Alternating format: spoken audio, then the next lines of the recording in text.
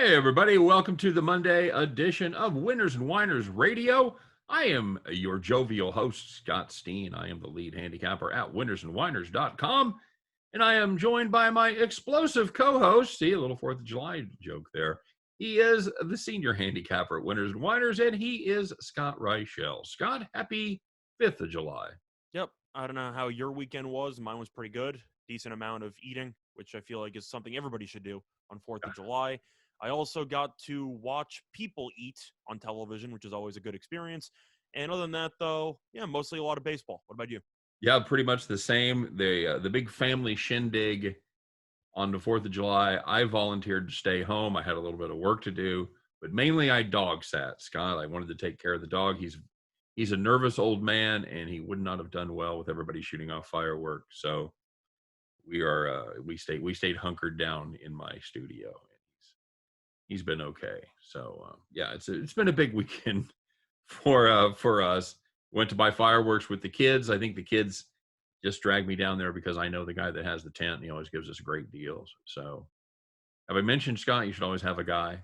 You need a guy in every situation. You got to have a guy. You got to have a guy. And man, fireworks are expensive. Expensive, Scott. Did you buy fireworks at all? I did not. I know that there's definitely enough in my neighborhood, or at least near my neighborhood, to experience it secondhand because you just hear a lot of them shooting off all the time. Have you shot off fireworks in your life? You ever shot off like bottle rockets and Roman candles and all that? Yeah, but that was mostly at a friend's house maybe a while back, but my family has never really been the ones to light fireworks in the backyard. Okay. All right. Good to know. Is it legal where you are? It's always legal if you don't get caught. No, I honestly have no idea. They can't stop all of us. Mm-hmm. I think it's technically illegal around me, although if you just sit and listen to all the explosions, it's it's very weird. So I believe that's the I'm Spartacus approach, where if everyone just gets up and says I'm Spartacus, eventually they're just not going to get anybody. In this case, there's Spartacus. Yes.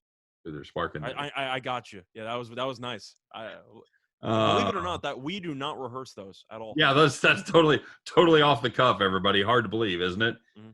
So you know what, Scott? The action didn't stop just because it was our nation's birthday. We had a lot of stuff going on, a lot of baseball games. We had a little basketball series that abruptly ended, and we're going to talk about it all. But Scott, first of all, let's get to it like we always do. Talk about the people that maybe their 4th of July weekend didn't go so well when it comes to the sports betting. Maybe they were lucky in pasta salad, but unlucky in betting.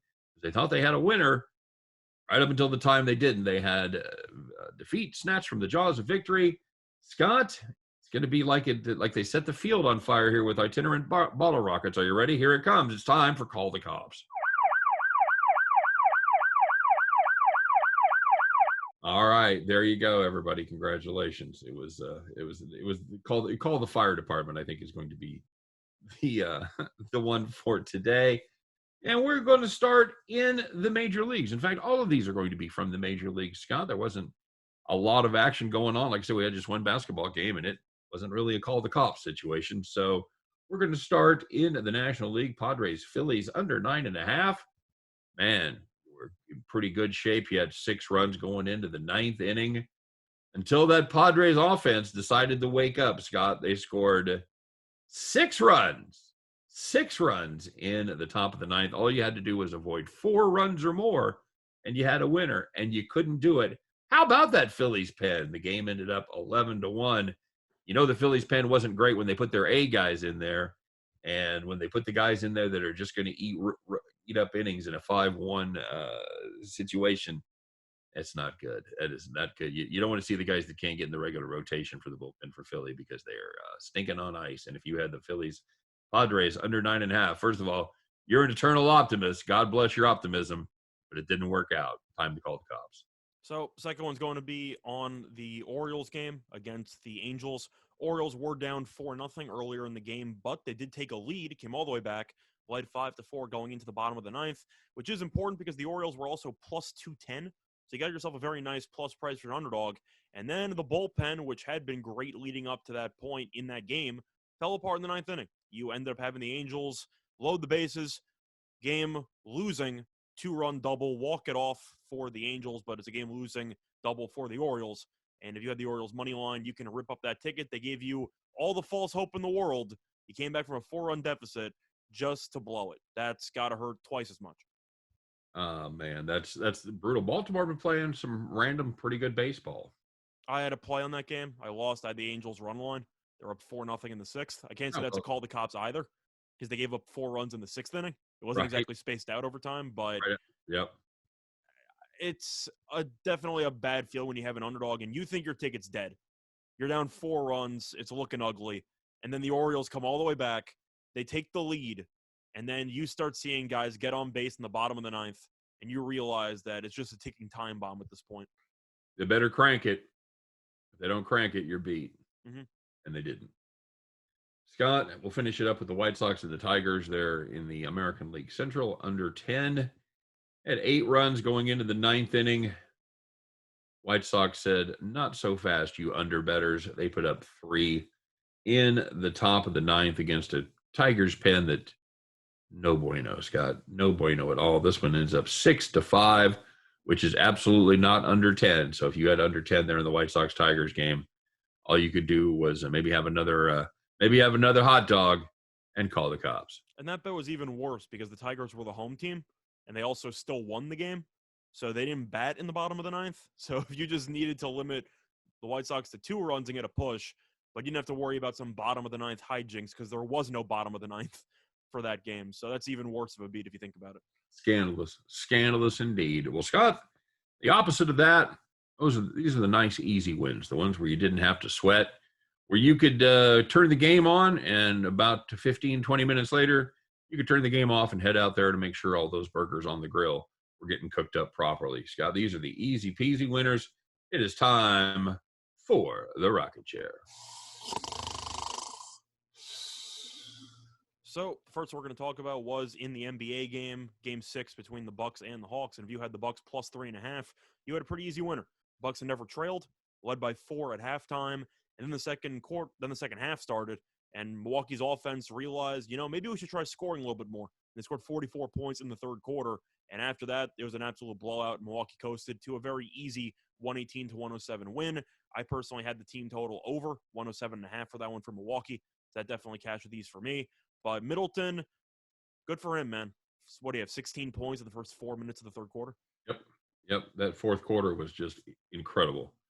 We had the over in that game, and it didn't look great at halftime, Scott. 90 points at halftime. We needed about 126, 127, depending on where you lock that number up.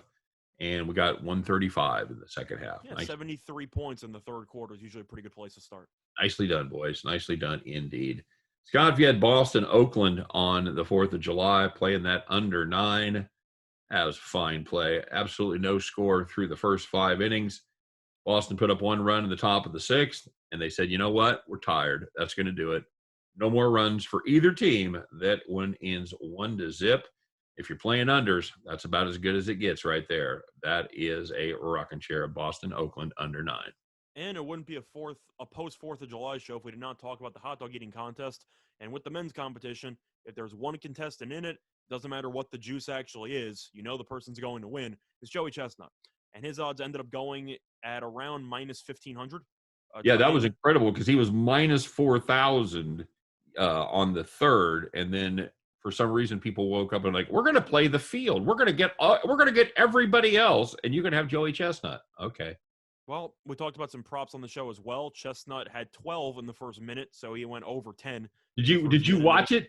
It was like a half a second that 12th one registered. It was really close. Yeah, it was very close, but the man's a human vacuum when it comes to hot dogs. He is. So I was not surprised. But he had 46 in the first 5 minutes, finished with a world record of 76. Because, 73 to set the record would be child's play. You got to actually, go for blowing out the record. Right. Second place was Matt Asper with 51.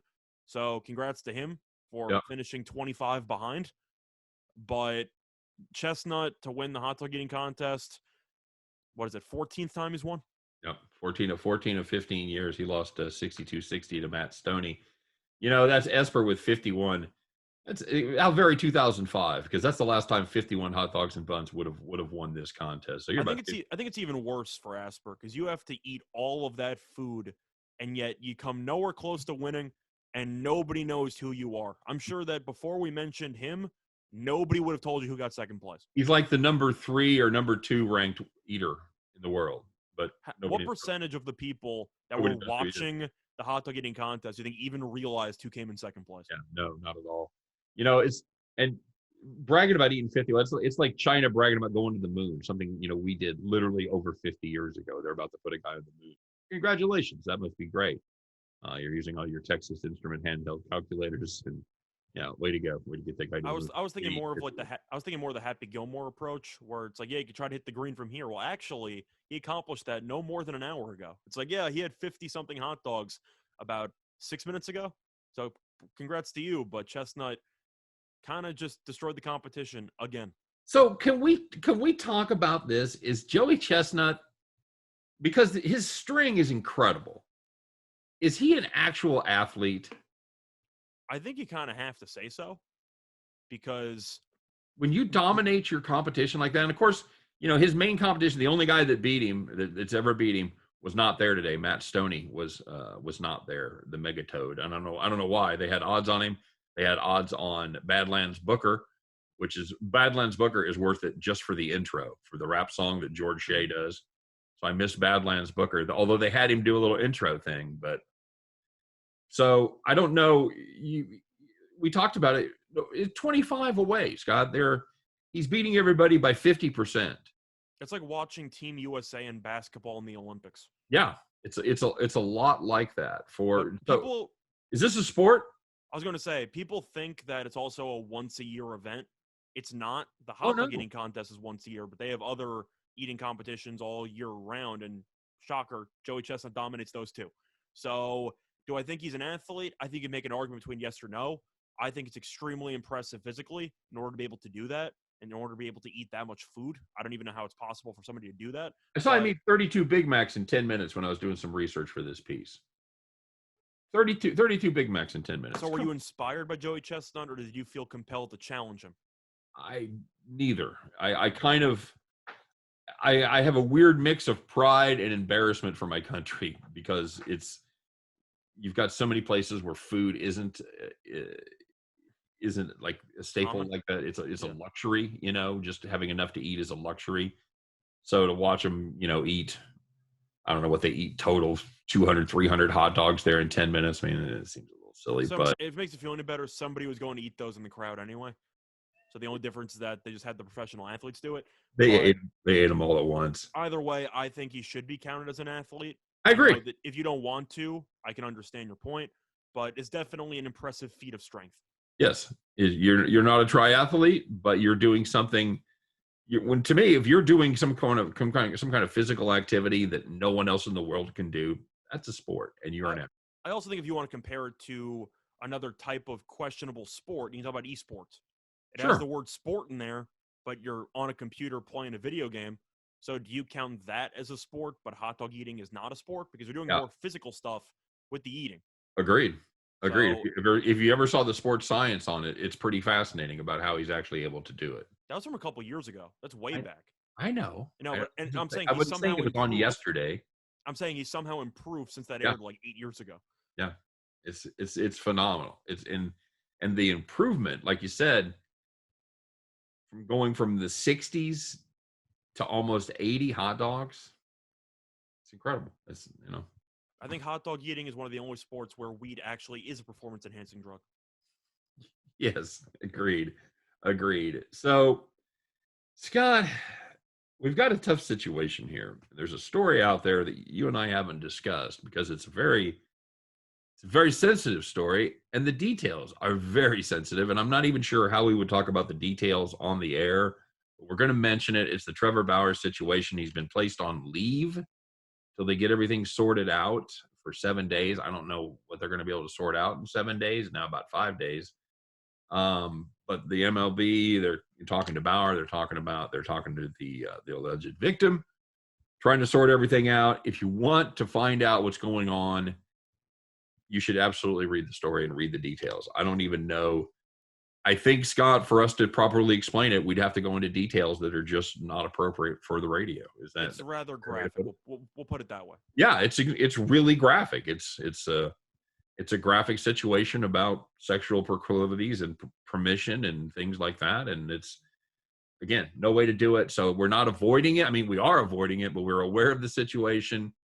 We are certainly reevaluating our position on the Dodgers if there's going to be no Bauer from a betting standpoint, which is what this show is ultimately all about. So yeah, make sure you check those Dodgers futures tickets, because if Bauer's not going to be available, it kind of changes the odds there just a little bit. Wouldn't you say, Scott? I think it would have to. Bauer's had a very impressive year on the mound, and you look at just what he's been able to do and how he even performed with the Reds last year in the postseason. I know they didn't win a game, but he didn't give up any runs. If you're looking at a rotation of Bauer, Buehler, and Kershaw as a top three, and suddenly the Dodgers planned on that being their big three, now they lose one of the guys.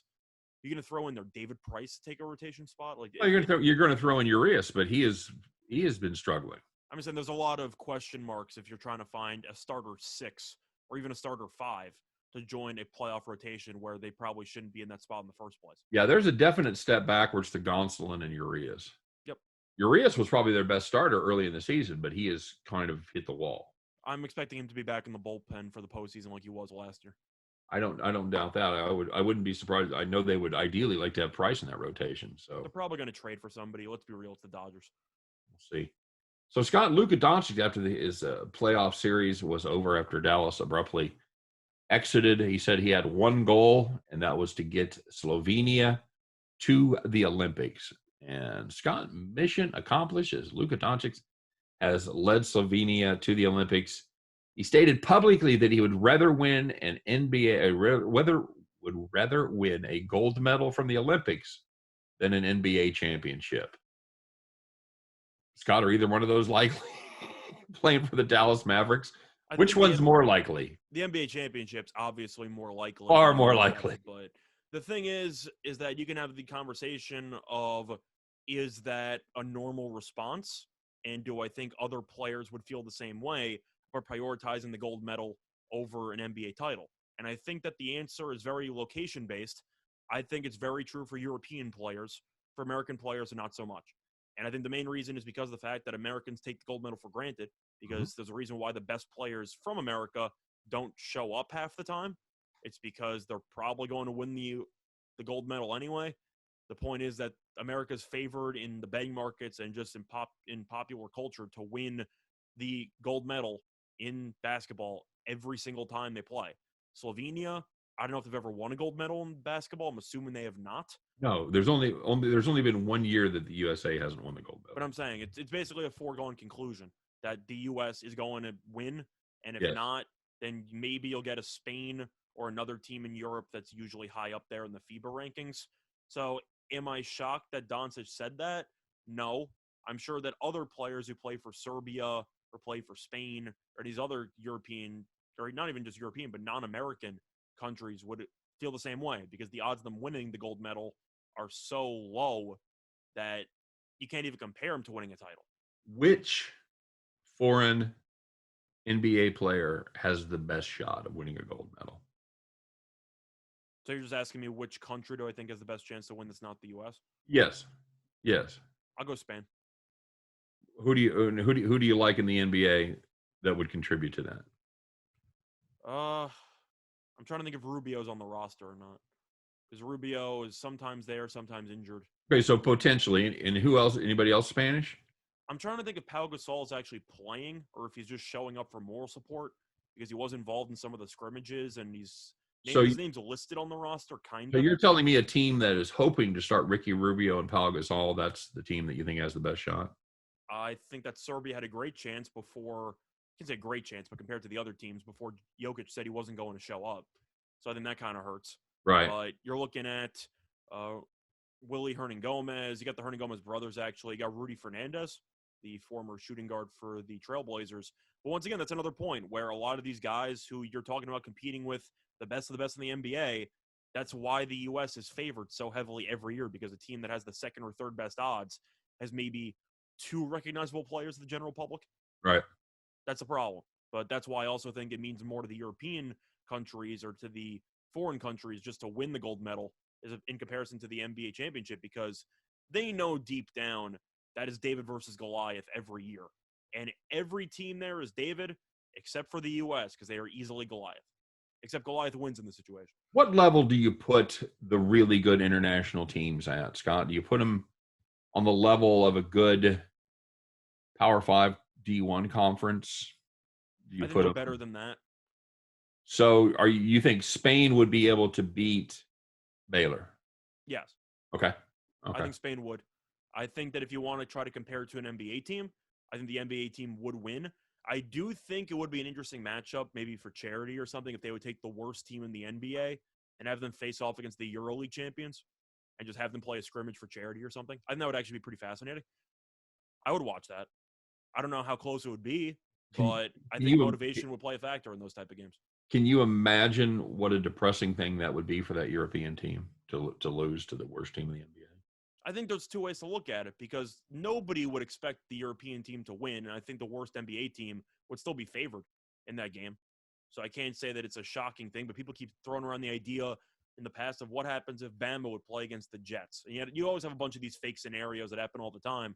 I think if you're talking about a situation where you have the worst teams in the NBA going up against some of the best EuroLeague teams, and I know some teams do that for summer league stuff and some preseason games and whatever, put it on TV. I'd watch it. More importantly, I'd bet it. That's right. That's would you be interested in that? I think there's some potential there. Is that something that you might be interested in? Yeah. What do you think? I think it's a decent idea. It's not terrible. I just keep coming back to what that team in Europe would feel like if they lose by 20 to I don't know what's the worst team. The worst team based on record wise would have been the Rockets, but okay. You see the Rockets are Pistons, and the Pistons got the first pick in the draft. But you might also get to scout some youngsters. For example, if you would have done what I said with the EuroLeague champions, you would have seen Doncic play again when he was about 19 against an NBA team, because Real Madrid ended up winning the title. Just for example. Got the All-Star game coming up this week. You a big All-Star game guy? Not really. I like the Home Run Derby. The new rules, I'm still not sure if I like or not, because the old rules, they used to take 4,000 pitches, and you'd have to just sit there and watch them take ball after ball.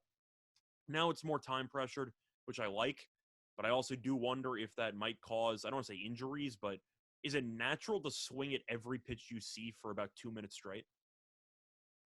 Well, it looks a lot like batting practice, yeah. I'm saying, do you swing all the time at batting practice, like every pitch? Well, yeah, because I'm paying for them.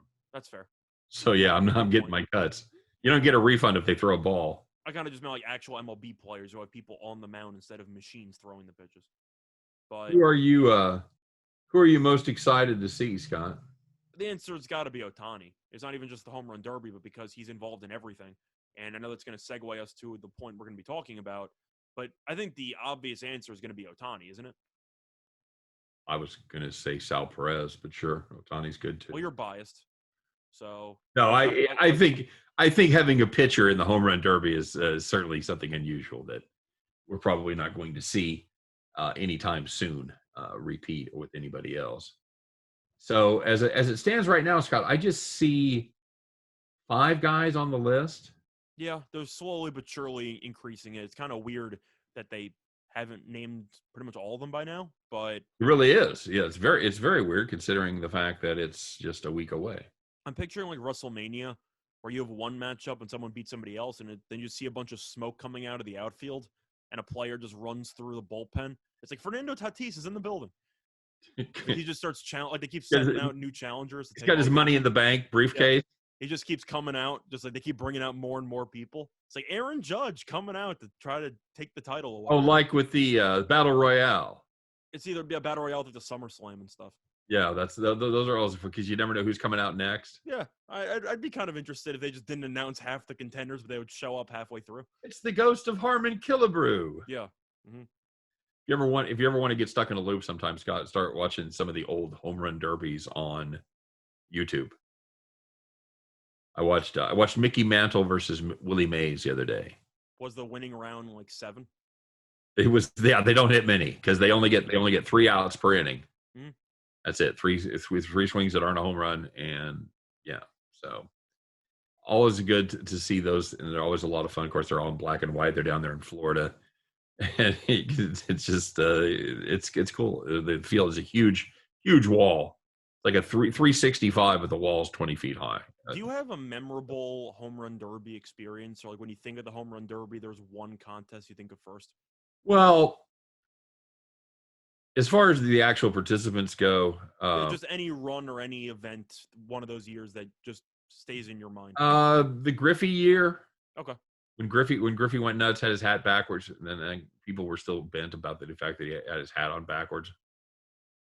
Simpler times, God, got outraged over things like that. For me, of course, 2012, the All-Star game was in Kansas City, and Robinson Cano left.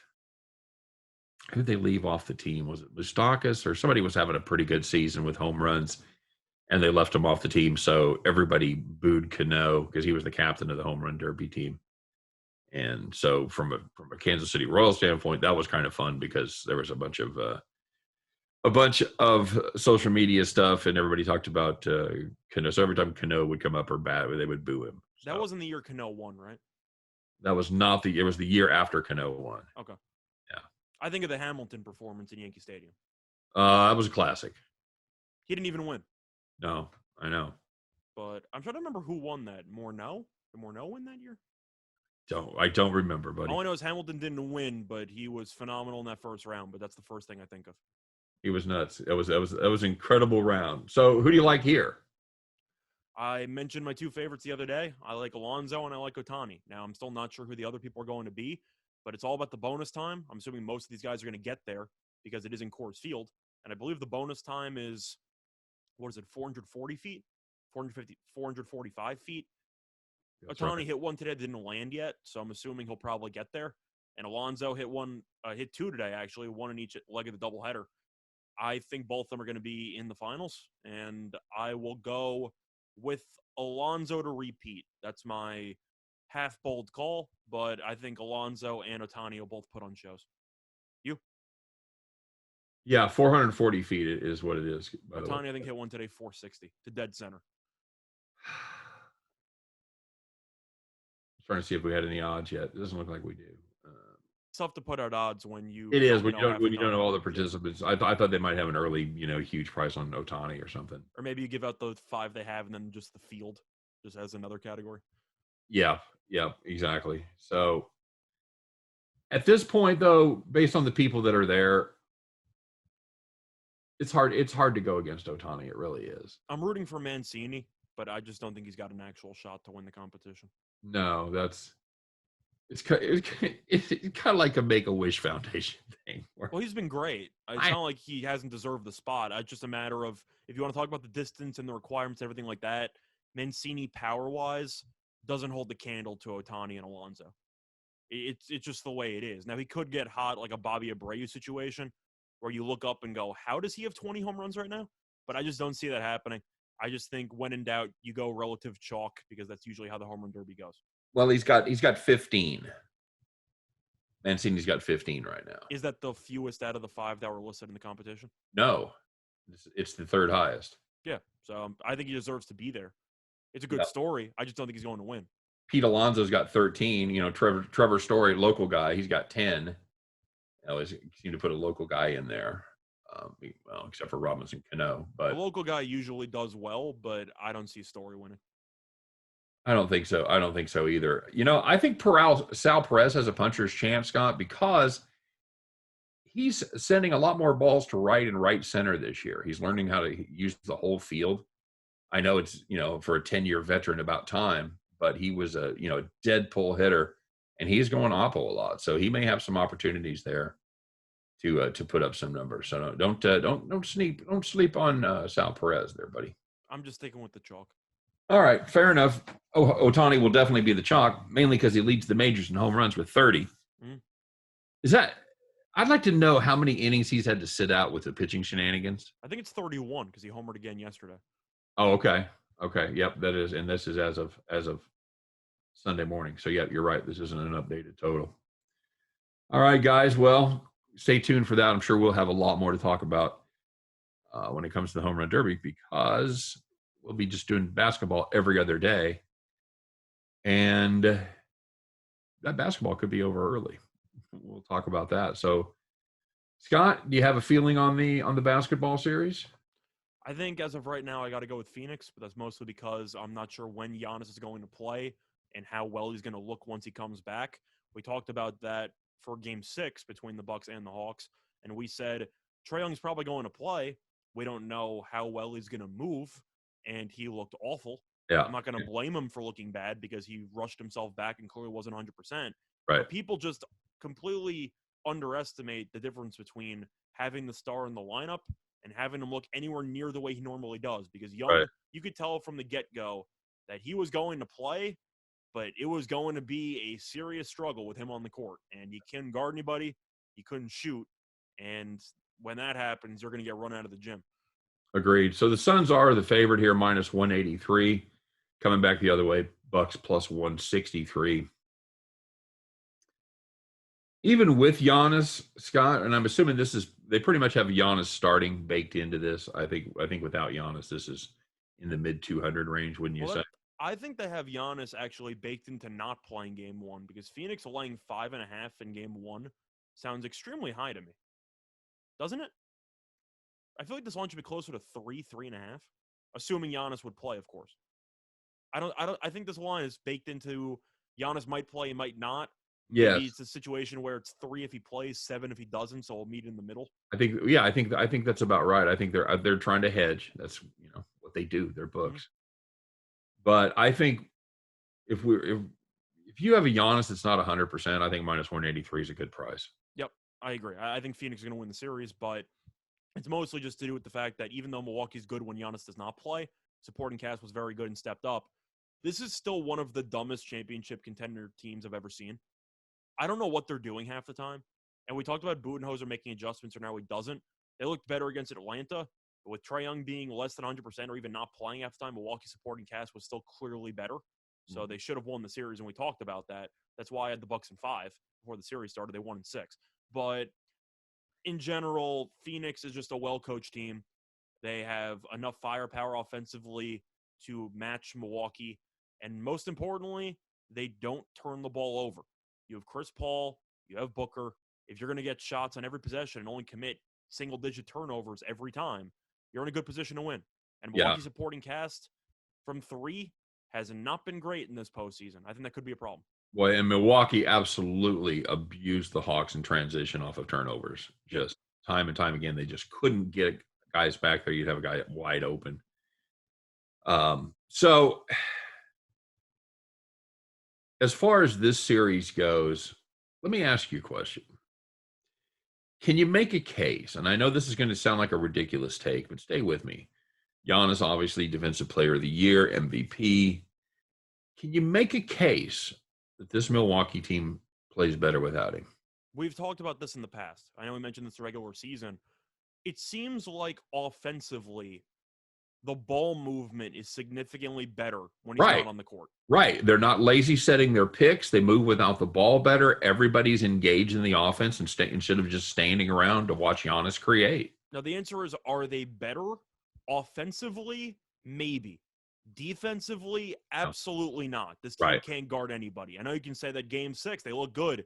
Yeah, when Trae Young misses about 15 jump shots, your defense is going to look pretty good. But and that's what made them an over team for me, as we were able to cash 2 tickets in a row there without Giannis, because you could see the writing was on the wall. The total didn't move. Total was 215, 216 all the way through. I'm like, I had the team total to 107.5.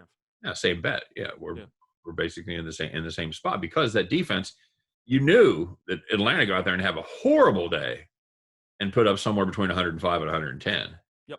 And that's exactly what they did. And you knew that was going to be enough to get us over the total. So when you say, are they better offensively? Yes. Okay. Defensively, no. Okay. Overall, I would say no, because the defense just drops off so badly when Giannis is not on the court. Yeah, that's legit. I think that's right. I think that's the right take. But it's not quite as far-fetched. No, it's not as ridiculous as it sounds on its face. Oh, you take away one of the best players in the NBA, is your team better? Well, of course they're not. But if you look at them, they're like, well, not quite as not quite as cut and dried as you think. And we've talked about how they do against the number. They are dramatically overvalued as far as they undervalue how good this team is when Giannis sits out, because time and time again, Giannis will be a late last minute scratch and the number will plummet and you get all kinds of good value on Milwaukee. The way that I see it is that Milwaukee was the 3 seed with this past year, but if Giannis was healthy, you can make an argument they would have been either a 1 or a 2. I think with him out for a year, hypothetically, they would probably still be a 5. This team's still good. Yeah. It's not a bad team at all. I just think the supporting cast against the Suns could have some problems because the Suns are very good defensively. Yes, agreed. I think the way that the Suns were able to overcome what the Clippers did, because they ended up playing a very different game than the way they started that series. Yeah. They ended up they started the series banging from 3-point, and Ty Lue, to his credit, made some really good adjustments as far as getting guys out on the perimeter, making sure that you harassed and chased all the 3-point shooters. And Phoenix was able to find a way to get it done, and they changed their strategy. And that's what being a good playoff coach is all about, being able to make those mid-series adjustments like Phoenix did. So. Now, just to ask, by the way, quick thing, I know we kind of want to move on, but if you're looking at some props maybe for a finals MVP, if you like Milwaukee, don't you think there's just blindly value on Middleton or Holiday if you think Giannis does not play in game 1? Yeah, I think that's a sneaky way to get a good price on the Bucks. If you're not interested in plus 163, take Middleton at plus 600 or Holiday at plus 900 for your MVP. Now, you know that Giannis, of course, is going to put up huge numbers when he comes back, assuming he's even more than 60% healthy. Right. But do you actually think the voters are going to vote for a guy who plays in 5 or 6 games in the NBA Finals? Probably not. At least they maybe be hesitant. I was going to say it depends on how it breaks down. Like if they lose their first 2, and then he comes back, and Giannis comes back and is just a monster for 4 straight games, and they take the series from there, then yes, he's your MVP. But I think it could go the opposite way, which is that if Milwaukee wins one of the first 2 games without Giannis, or assuming Giannis, they win game 1 without him, and Middleton goes for 35 or 40, then he might be able to get away with struggling for the rest of the series, and he still might win the award. I guarantee you ain't getting plus 600 on his him being the MVP before the second game starts. That's true. So yeah, I don't hate those 2 at all. Just bringing that up for now. Brook Lopez plus 5,000. No, you're 50 to 1 on Brook Lopez. I think Ayton is not a good matchup for Lopez at all. Ayton plays some defense, buddy. I think Ayton is going to bully him really badly in the middle for rebounds. So. Well, that was going to be my next question. Ayton 28 to 1. I think Ayton might be worth a sniff, but I was going to say, would you rather have Ayton than Lopez? I was going to say, yeah, I would rather, but for pure narrative purposes, it's either going to be Chris Paul or Devin Booker. It's going to be CP3, buddy. It's his to lose. He could have 5 points, 3 rebounds, and 2 assists per game, and somebody will make the case. The leadership's great. Intangible. Listen, we get it. It's a great story, but come on. It's all about the unmeasurables. Yeah. That's why we can't measure them. So yeah, I think you and I are on the same page there. That's some interesting MVP plays for sure. As far as bringing them up now, or some of your supporting cast there for Milwaukee. If you like the Bucks, I think those 2 guys are both definitely worth a sniff. So I agree. All right, Scott. Well, of course, a reminder to everybody: you are listening to Winners and Winers Radio. Winners and Winers Radio. Give us an hour.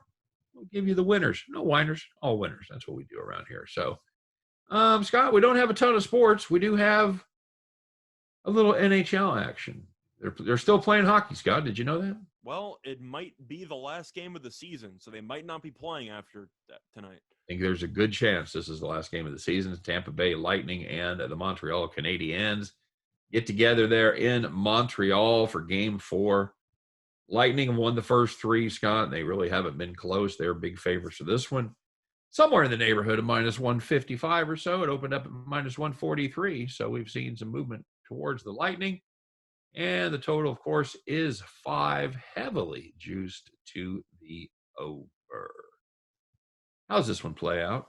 I think the question you have to ask yourself is, one team's up 3-0, other team naturally is down 3-0. Is motivation going to play a factor where it's an elimination game and Tampa can afford to punt one? I say no. What do you think? I agree.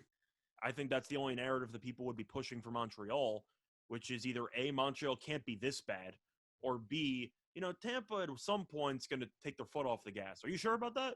You sure they're going to take their foot off the gas? Because this team could be going 35 and on neutral, and they're still better than Montreal.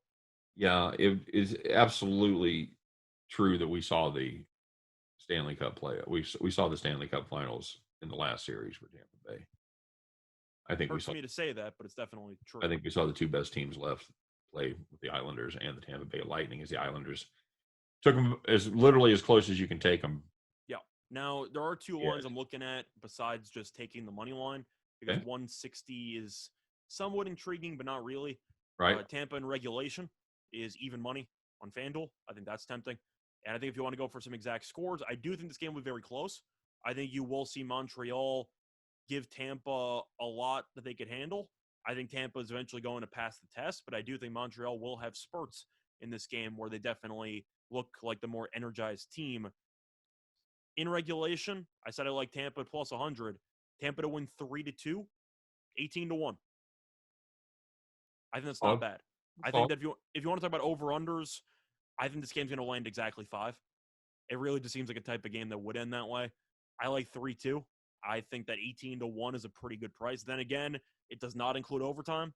I wish I saw a book that actually did include overtime, but FanDuel right now in regulation has Tampa Bay to win 3-2 at 18-1. I think that's worth a shot. So, what part do you think is going to go differently? Do you think Price is all of a sudden going to be better?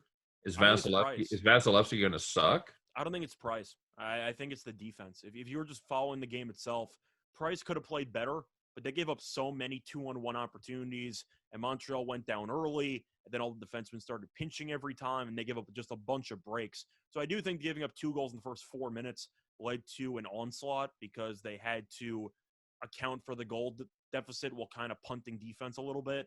So I do think Montreal defensively will look a lot sharper than they did in Game 3, which is mostly where I'm looking at the improvement for Montreal to take place. But I do see DraftKings does have overtime, by the way, and they do have Tampa to win 3-2 in everything at 10-1. And that's where I'm going with it. So 18-1 is in regulation, 10-1 is including overtime. I'll go 10-1 including overtime, but I do think Montreal will make this game closer. I think Tampa's going to win anyway, but I do think Montreal could really not have played worse defensively than they did in Game 3.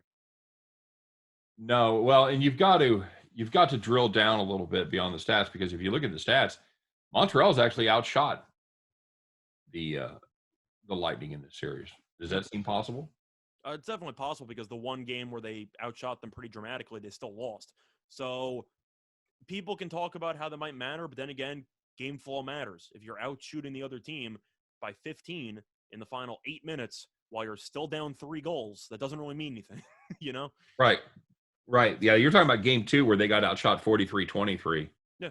And Vasilevsky just absolutely stood on his head. And Tampa still won by 2 goals. So Tampa still won by 4. Yeah, Vasilevsky shot 42 of the 43. Price faced 23 shots, gave up 3 goals. So again, it's all about the quality of shots when you're talking about the shots on goal there. So yeah. All right. Well, we'll keep that in mind. Hopefully, I don't know about hopefully. I've loaded up pretty good on Tampa Bay to end it here tonight. So I think Tampa's going to win. I was going to say, hopefully we'll have more hockey to talk about, but from my standpoint, hopefully we will not. So I think it's going to be a wrap, but I do think Montreal will hang around a little bit. Okay, good enough. I think Tampa Bay puts it to them. Okay. All right, beats the poutine out of them, Scott. You read poutine? I have not, but I heard it's delicious this time of year. It's delicious every time of year. Okay.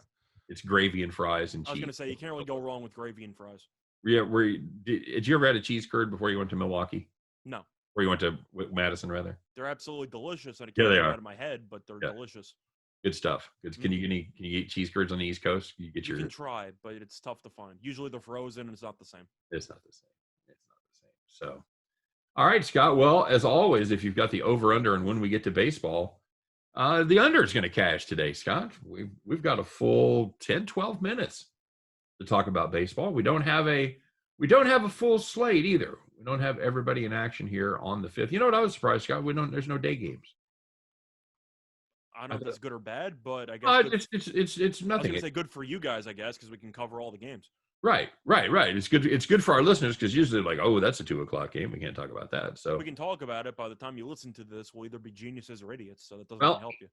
here's one. Here's one that I kind of kept an eye on all day long. I wanted to see the price on it. They played a game with it with the starter, and that's the first game on the schedule, which is a 6:05 Eastern start time between the St. Louis Cardinals and the San Francisco Giants. One kid Kim goes for St. Louis against Kevin Gausman. Price on this one is about where I thought it would be. It's about minus 180 as far as San Francisco goes.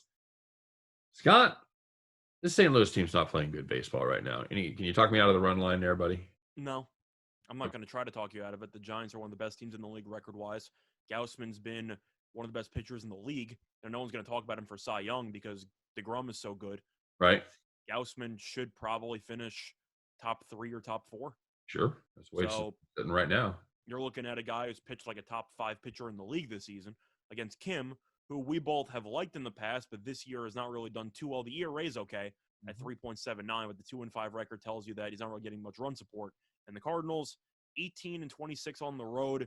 This team was good for about the first month, and then ever since then, it's been an absolute disaster.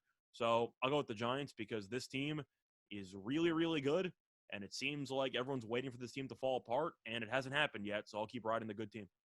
Is this going to be another one of those St. Louis years where everybody writes them off about the All-Star break? They're 8-10 games under 500 or whatever, and all of a sudden you look up in late August, early September, like, hey, the Cardinals have won 5 straight. And then, yep, here they come, winning 15 of their last 18 to sneak into the playoffs, doing it the Cardinal way. We're going to have it again this year, or are they really done? Yeah, I'm waiting for Matt Carpenter to randomly hit 13 home runs in September as he carries this team to the playoffs. But Right. No, in reality, this team isn't very good. We can talk about the fact that last year the team showed signs of potential decline and how it seems to be getting worse as we've progressed. When you put a lot of money into Arenado this past offseason, you have Goldschmidt, even Yadier Molina, and you look at the rest of the team, I don't think the supporting cast is that good. I think that they have some pieces that are decent, but I don't think they have a lot of wow factors. Do you? Because I see a lot of veterans who have been pretty good or decent for a while, but am I thrilled at the other guys? Does the entire lineup intimidate me? No. And the bullpen has been problematic lately. So the starting rotation you knew was going to be good. Flaherty getting injured, of course, did not help because Flaherty was unbelievable to start the year. But it's mostly looking at the offense. This team has to manufacture runs, and they try their best, but the talent is really just not there from a hitting perspective.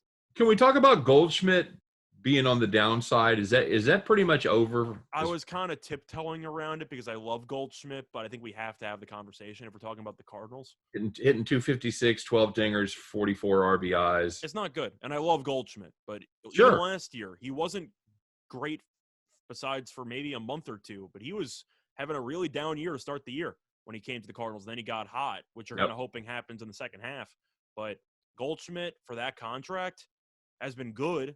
I don't think it's been a home run acquisition, at least at the one they wanted it to be. Arenado's been good, but lowest OPS he's had, well, ever in his career right now. We're talking about Goldschmidt. Molina's still been good, but he's also getting up there. Is he good, Scott? That's what I'm saying. Fielding-wise, he is, but hitting-wise, if it's a ground ball or if he doesn't hit into the gap, he's going to get thrown out of first base. He can't move.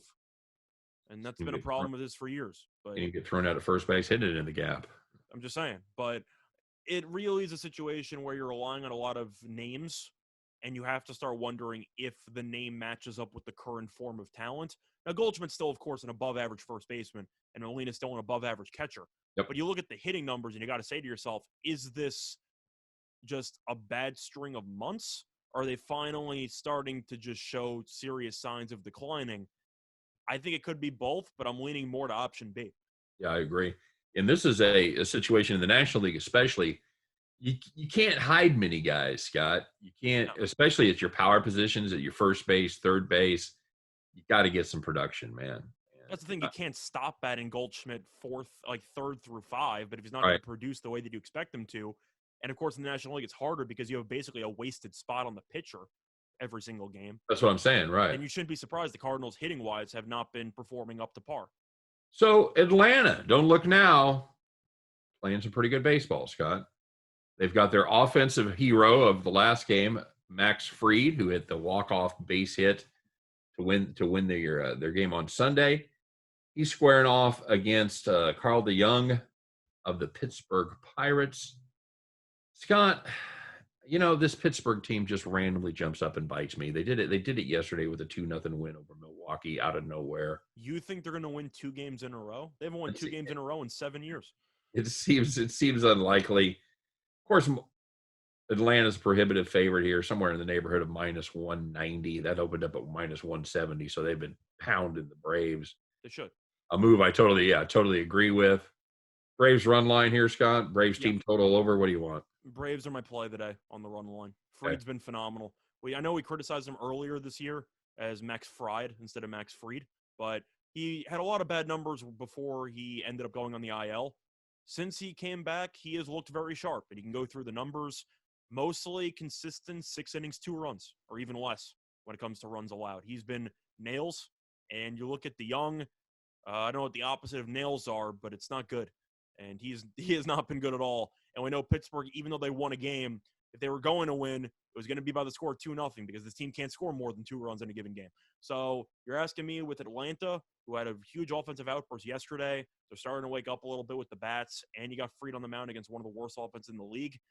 Braves could score 4 runs, and they still might win this game by 3 runs. So I'll go with the Braves run line because I think the Braves should probably put up 5 or 6 with a 9 at bats. And the Pirates scoring 3 in any game is a moral victory for them. Yeah, I think that's absolutely true. How about those Milwaukee Brewers, Scott? They had their 11-game winning streak, as I mentioned, snapped yesterday. Still, they have a 8-game lead in the National League. The Reds win yesterday? The Reds ended up winning 2. They won 3-2 against Chicago. Okay, so they're up 7. The Brewers have a 7-game lead on the Reds. Can anybody catch them? No, but I think it'll be close. I think that the NL Central has too many flawed teams for it not to suddenly become a race at the end. I think that the Brewers will probably win. I know we had them winning the division before the season started. I think some team cuts it to 3.5. You? Yeah, I think that's probably right. Now today they go up against the Mets. You got Woodruff against McGill, one of the McGill brothers. Mm-hmm. You like the McGill brothers, Scott? I like Breaking Bad and Better Call Saul. So I was going to say nothing against the McGill brothers. It's Slippin' Jimmy McGill, everybody. So he hasn't pitched much this year. He's made just 2 starts on the season. On a total of 9 1/3 innings, giving up 5 runs. Any reason not to fade the Mets here behind Woodruff? I think that there might be a little bit of value on the Mets, but that once again, that kind of implies that you just expect Milwaukee to be a streaky team once again, which they have been all season long, which is we'll win 8 in a row. We might lose 4 of the next 5, but we'll figure it out again. So I think if you want to talk about a team that's playing well, the Mets are also a pretty good case where they're not slumping and playing well. I think Milwaukee might go into a little bit of a struggle in the next week or so. It's kind of a bold call, but at the end of the day, it's a question if you think Milwaukee can score. I like the under. I'll go first 5 under here because Woodruff should probably pitch well. Okay. Yeah, I don't hate that at all. Anything else here? We're kind of coming down to it. I really thought we were going to make it through the whole card. No, you wish. I know, right? Other than that, I'll look at Cease against Ober, mostly because it's minus 120 and the Twins are terrible. Okay, yeah, Twins randomly beat the Royals yesterday, but that's their first win in 6 games. They're 1-5 over their last 6. Before they lost 2 or 3 to the Royals, they got swept by who? Chicago White Sox. So White Sox should blindly be minus 130 or higher against this team. We're going to talk about this just because you brought it up in our pre-show. Are you really thinking about putting your money on Willie Peralta, Scott? I think I have to. You're looking at the price there for Detroit. They're about plus 130 against Texas. Both records are bad, but Detroit has played well lately. So I think you're getting a good deal at plus 130. Your third place Detroit Tigers? Third place, man. That was a pipe dream for them about a month ago. Unbelievable, isn't it? I'm going with Detroit plus 130 because why is Texas ever laying about minus 150? Well, because I think it's because the pitching matchup. Yeah, Peralta's been pretty good. Has he, Scott? I think he's been okay. Okay. At least lately, he's been pretty good. Well, Allard's been decent numbers-wise, but I'm not a big Allard guy. just not a fan, huh? Just not a fan. Can you tell us why? He doesn't have good stuff. He's still young, though. No, I know. He's fine. I just don't think Texas in any circumstance should be laying 150. He's still 23. Texas stinks. I don't want to lay 150 with Texas. Now you're talking about the whole state? No, the whole state's pretty nice. I mean, the Rangers, but the Rockies at home, if you're that good at home, I can understand laying it with a bad team. They are not that good in this ballpark. I'll go with the plus money. Okay. All right. I don't hate that. All right, Scott. Well, let's do it. Let's light it up here. It's our July 5th. It is time for the one, the only, the time that everybody waits for, this America's favorite segment, Scott, where you and I put our heads together, come up with our very best play. If you had to put all your chips in the middle, if you haven't bet it all on one game, you shouldn't do that. But if you had to, this is the play, Scott. It is time for Bet the Farm.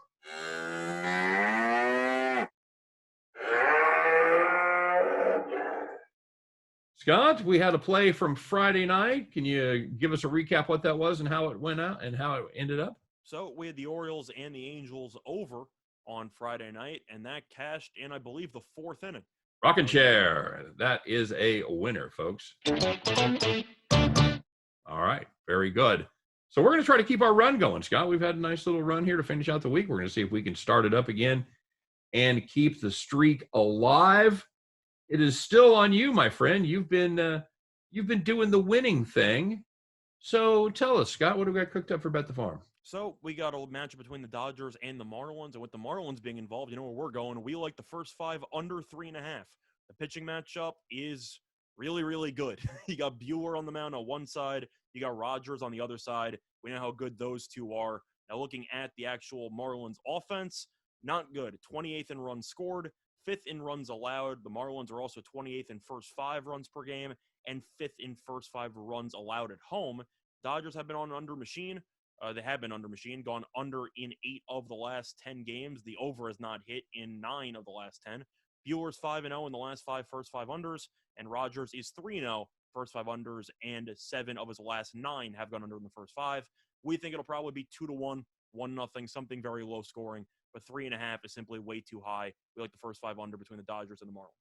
This Miami Marlins team has been an ATM betting unders for the last 3 years. They are still, you can play team total under, you can play first 5 under, you can play full game under, whatever you like. We like the pitching matchups. For the first 5, both have decent bullpens, especially at home for Miami. You want to play full game under? Don't hate you there. You want to play Miami Marlins team total under? Don't hate you. But this is, I think, the best play on this game. Give us the Miami Marlins, Los Angeles Dodgers, first 5 under 3.5. And that's going to wrap it up for the Monday, July 5th edition of Winners and Winers Radio. We thank you very much for tuning in. As always, we couldn't do it without you. Otherwise, it'd be just 2 guys randomly talking about sports. Nobody wants to do that. So thanks for being here. Tell your friends, tell your neighbors. We do it each and every day. Make sure you stop by and check out winnersandwiners.com. Deep dives and predictions into every game, every day, always free. For me, for Scott Reichel, for the whole team, we wish you the best. And we'll see you tomorrow on Winners and Winers Radio. Take care, everybody.